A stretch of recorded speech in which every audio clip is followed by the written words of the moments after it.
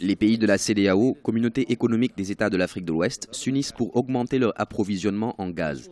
Initié le 5 septembre 1995 par les pays membres de cet espace économique, le projet gazoduc de l'Afrique de l'Ouest a pour objectif de renforcer l'intégration économique des États.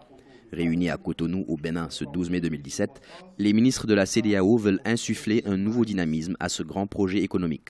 C'est un instrument au service en fait, du développement qui doit permettre à nos pays de pouvoir obtenir du gaz en quantité et en qualité au service donc de la production énergétique pour que ça soit disponible pour nos concitoyens, mais aussi pour les industriels, afin que le développement économique de notre pays ou de nos pays soit une réalité au service de l'amélioration des conditions de vie de nos concitoyens.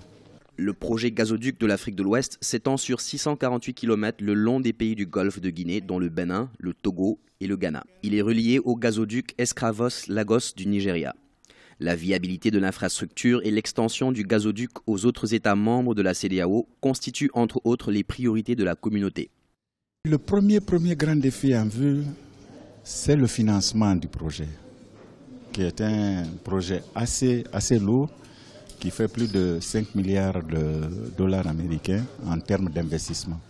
Donc, aujourd'hui, il faut fiabiliser l'existant, le gazoduc existant, pour permettre aux partenaires privés de pouvoir, n'est-ce pas, s'investir dans le projet d'extension du gazoduc au niveau de l'Afrique de l'Ouest.